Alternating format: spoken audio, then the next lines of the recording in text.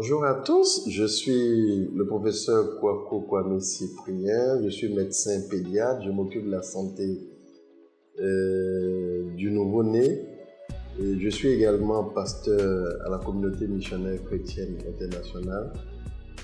Bienvenue à l'émission Santé au quotidien qui se déroule sur la RTVC.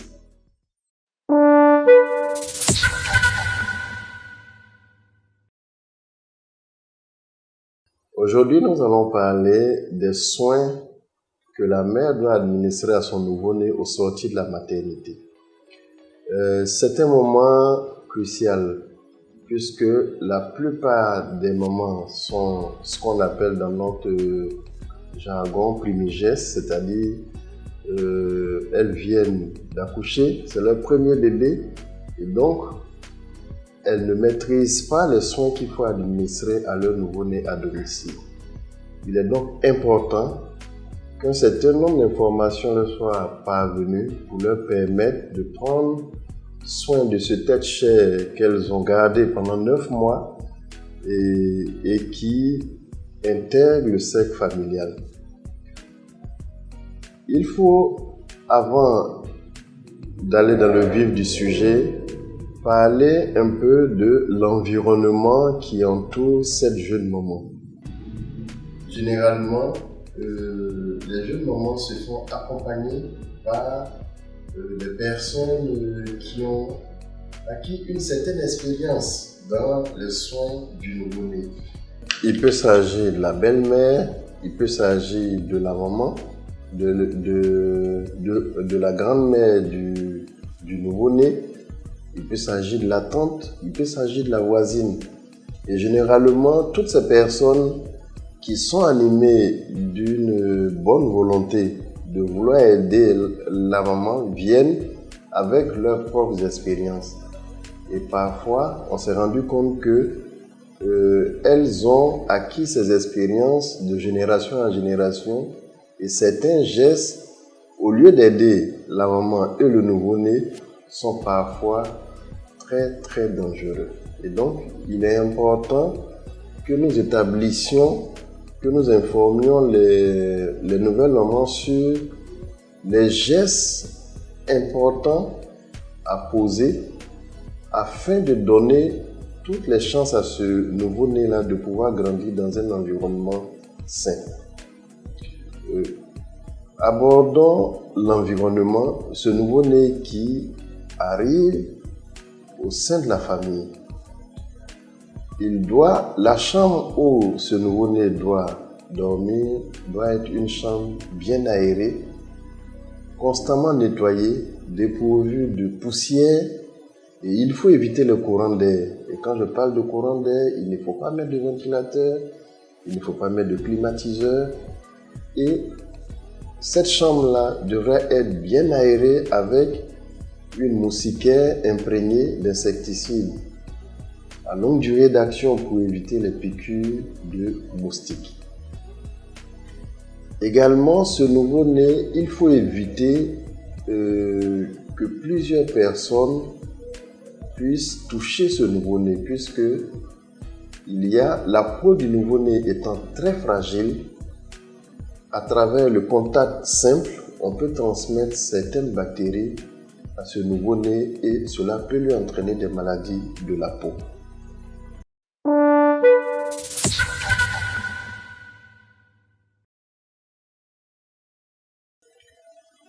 Après l'environnement, généralement, les nouvelles mamans sont confrontées au problème du bain quotidien.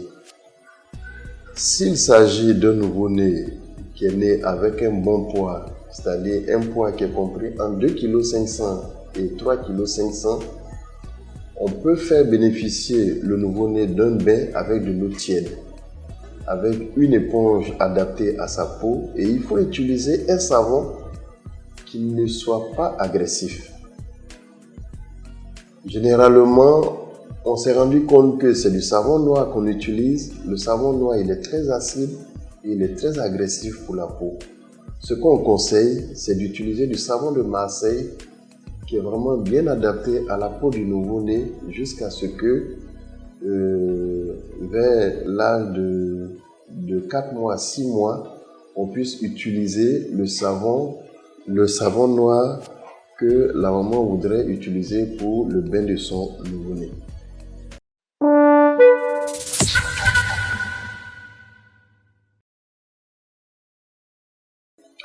Après le bain, il y a le problème de l'alimentation. S'agissant de l'alimentation, le lait maternel est l'aliment idéal. Il est disponible, il est prêt à l'emploi, il est gratuit, il est stérile, il est propre et il est adapté au tube digestif, à l'estomac, à l'intestin de votre nouveau-né. C'est du lait humain comparé au lait de vache et on ne peut pas comparer ce type d'alimentation avec un autre type d'alimentation. Et donc, les mamans sont invitées à donner uniquement le lait maternel jusqu'à l'âge de 6 mois. Ce lait suffit largement au nouveau-né. Pourquoi? Parce que non seulement il protège le nouveau-né contre les infections, il contient des éléments qui vont permettre le développement du cerveau, qui vont également permettre le développement des yeux et le développement du tube digestif. Chose qu'on trouve rarement dans le lait artificiel. Je ne peux pas, en tant que pédiatre, nous ne pouvons pas conseiller un autre type d'aliment à une maman à part le lait maternel. Des situations peuvent survenir, mais généralement, c'est en collaboration avec le pédiatre que d'autres types d'alimentation peuvent être choisis pour ce nouveau-né qui vient de naître.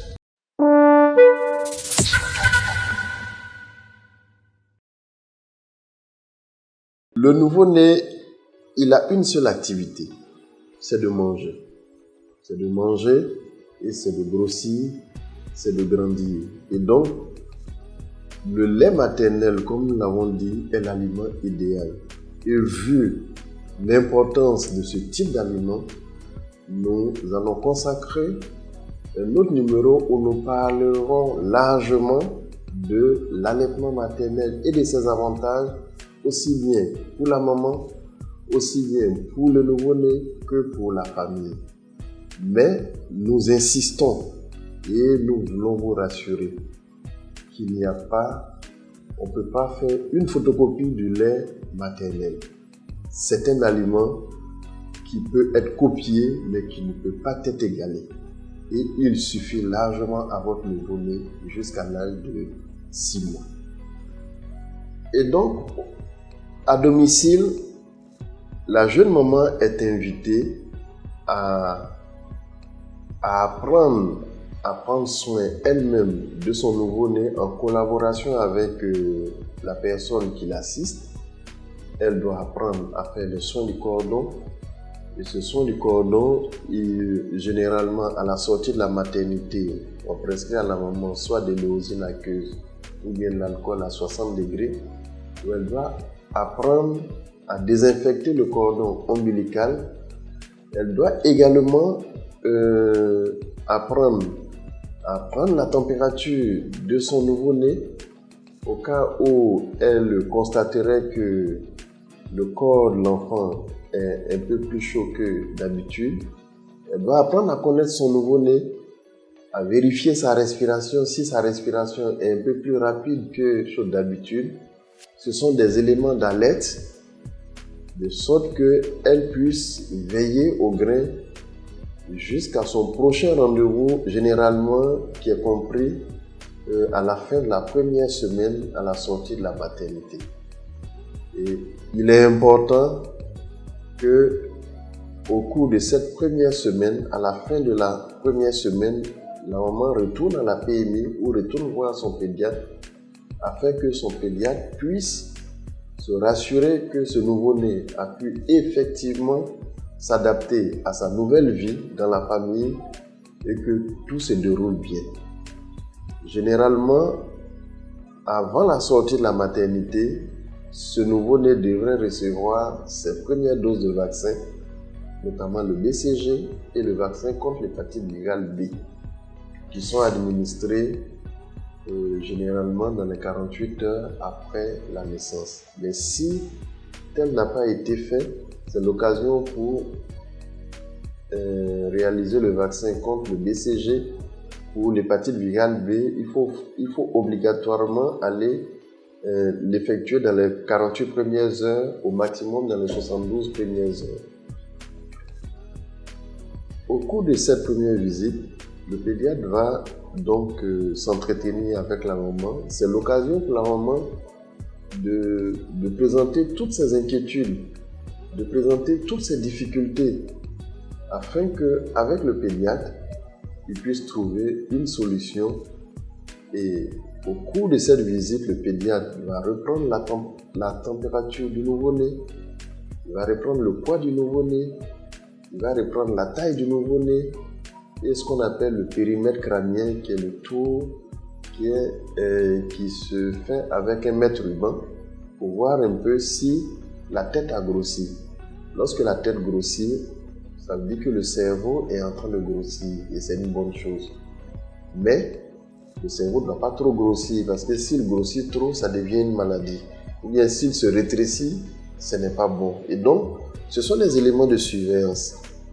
Et donc, il est très important que dans la première semaine, toute maman qui est sortie de la maternité retourne à la PMI. Le pédiatre, lorsqu'il aura toutes ces mensurations, il va le projeter sur une courbe qui est contenue dans le carnet et il y a ce qu'on appelle le chemin de la vie.